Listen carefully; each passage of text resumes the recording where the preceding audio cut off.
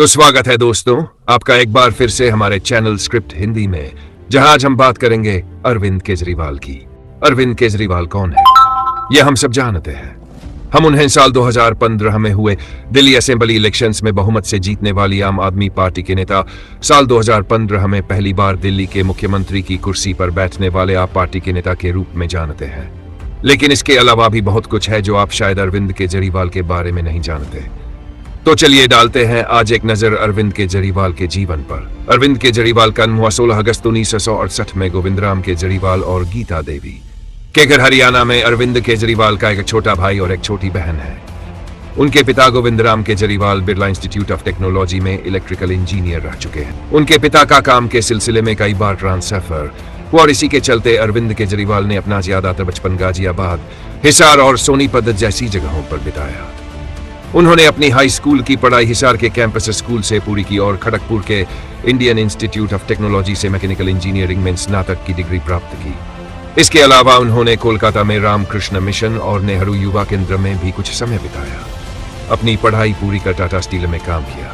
इसके बाद उन्होंने कंपनी से छुट्टी ली ताकि वह सिविल सर्विस एग्जाम के लिए तैयारी कर सके और 1992 में उन्होंने अपनी नौकरी छोड़ दी। उसी साल उन्होंने सिविल सर्विसेज एग्जाम पास कर लिया और इंडियन रेवेन्यू सर्विस में भर्ती हुए।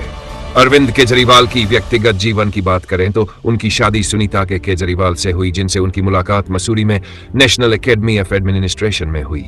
उनकी पत्नी एक IRS अधिकारी है। उनके 2 बच्चे हैं, एक बेटी और एक बेटा।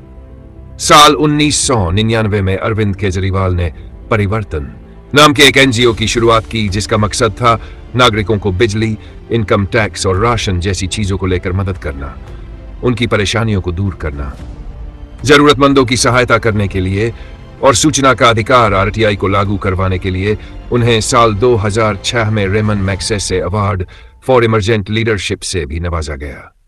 इस अवार्ड के साथ उन्हें जो रकम मिली उसका इस्तेमाल करके उन्होंने एक NGO की शुरुआत की, जिसका नाम था पब्लिक कॉज रिसर्च फाउंडेशन। फरवरी 2006 में उन्होंने इनकम टैक्स डिपार्टमेंट के ज्वाइंट कमिश्नर की पोस्ट से भी इस्तीफा दे दिया।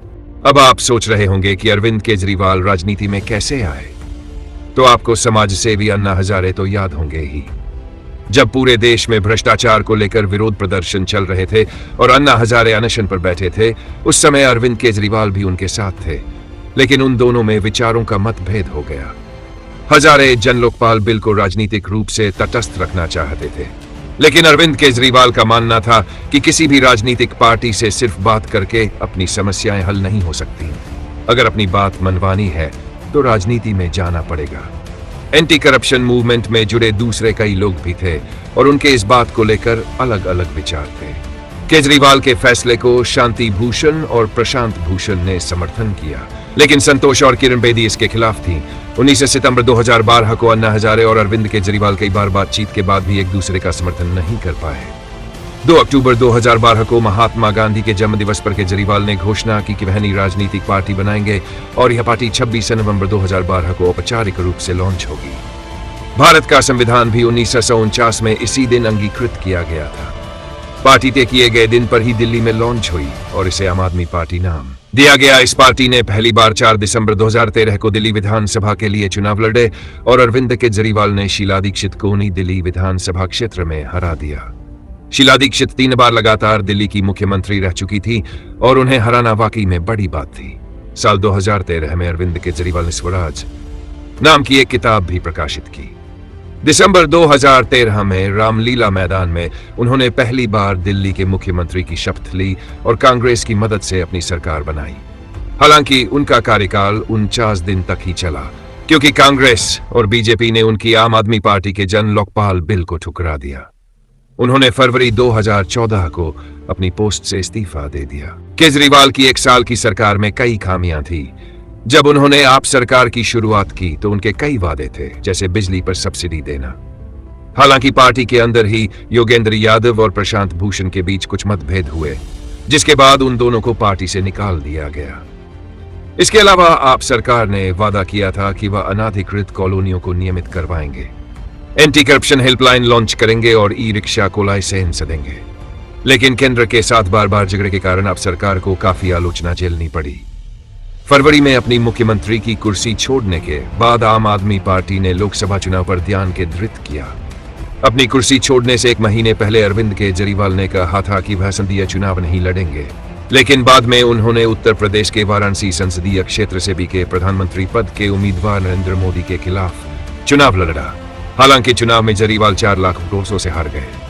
2015 के दिल्ली विधानसभा चुनाव दिल्ली में 9 महीने तक गवर्नर शासन के बाद भारत के चुनाव आयोग ने दिल्ली विधानसभा भंग कर दी और इसका मतलब था कि अब दोबारा से चुनाव होने थे।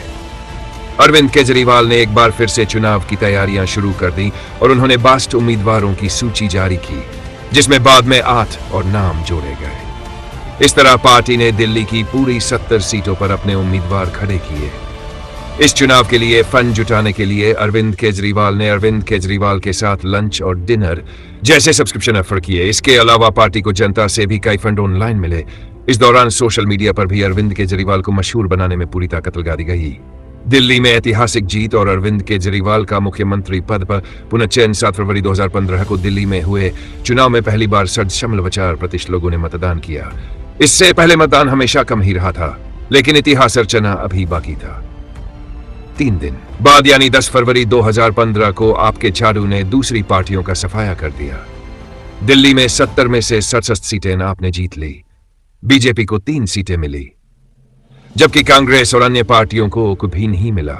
आपके नेता अरविंद केजरीवाल ने खुद नई दिल्ली विधानसभा क्षेत्र में 26,000 वोट से जीत हासिल की। केजरीवाल ने 14 फरवरी 2015 को दिल्ली के प्रसिद्ध रामलीला मैदान में दिल्ली के मुख्यमंत्री पद की शपथ ग्रहण की। अपनी शपथ ग्रहण के दौरान उन्होंने वादा किया कि वह दिल्ली को भारत की भ्रष्टाचार मुक्त सिटी बनाएंगे और वीआईपी कल्चर को खत्म करेंगे। अरविंद केजरीवाल को अब तक के कार्यों के लिए कई पुरस्कार मिले, जैसे साल 2004 में अशोका फेलो अवार्ड, साल 2005 में आईआईटी कानपुर से सत्येंद्र के दुबे मेमोरियल अवार्ड, साल 2006 में CNN IBN से Indian of the year award, साल 2011 में अन्ना हजारे के साथ NDTV से Indian of the year award. इसके अलावा अरविंद केजरीवाल ने 2 किताबें भी लिखी, जिनमें से एक स्वराज और दूसरी a man with a mission.